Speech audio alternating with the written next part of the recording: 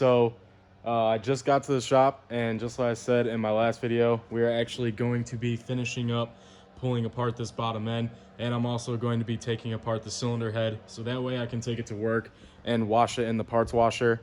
And then I'm also going to be taking the valves and oh my god, the springs and retainers out as well, so that way I can take the machine shop, have them deck the head, and basically clean it up even better than what I can do. Or I might just not even clean it up at all. I might just have them do it. So that's the plan for today. I don't really have anything else much going on. I did just get a notification though that the rods and pistons did actually get delivered. So I can't wait to go home and check those out.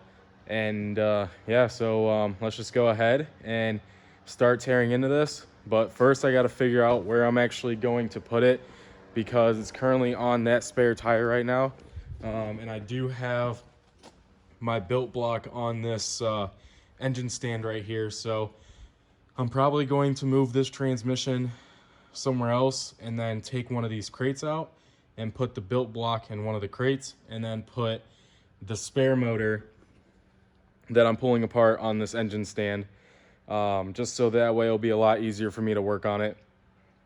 But it's just, I have to move a lot of stuff in order to get to here. It's just, I gotta move all this. I gotta move this glass, I gotta move this trans, I gotta move that trans, I gotta move this motor, that battery. Like, there's so much stuff in the way for me to get to it, and honestly I'm just pretty tired from working today. But I just really want to get this done, because just like I said, I want to get that block dropped off at the machine shop by tomorrow, so that way they can get it done as quick as possible. I also dropped off my valve cover and intake manifold off at the powder coat place, so that way that can get done. They said timeline would be around December 15th, maybe a little after, for when they can finish it, unless they get some, you know, downtime for them to knock it out real fast. And so I'm just waiting on that, and just gotta drop the motor off and I'll be waiting on that.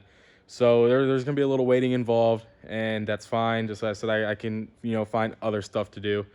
It doesn't bother me too much. But yeah, enough talking. Let's just go ahead and start moving all this stuff and get the motor on the engine stand.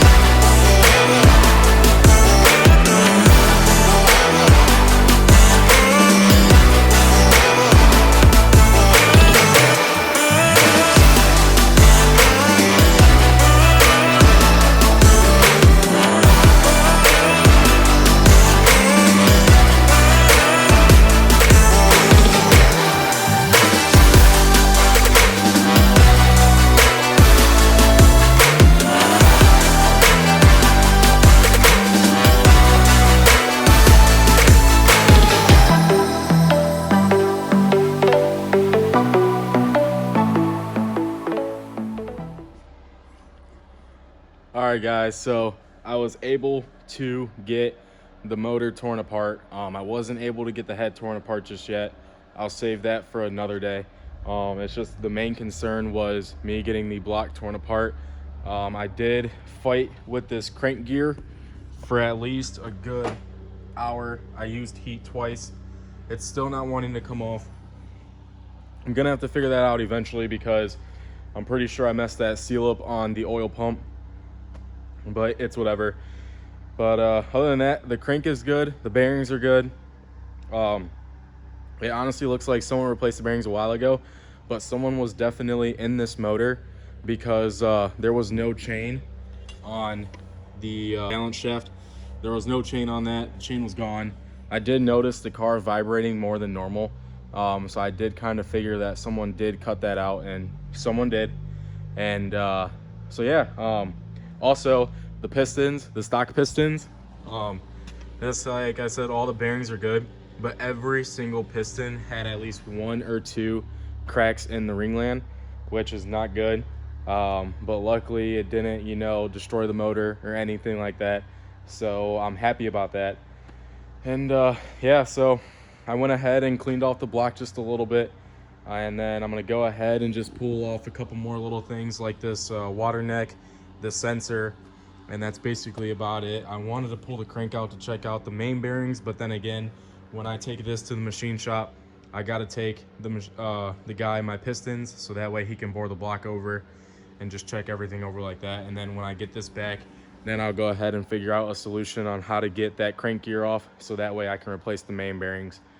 But other than that, I'm glad I just finally got this thing apart. So now I can finally take it to the shop and get all that good to go. So as always, thanks for watching. Like, comment, subscribe. See you guys in the next one. Peace.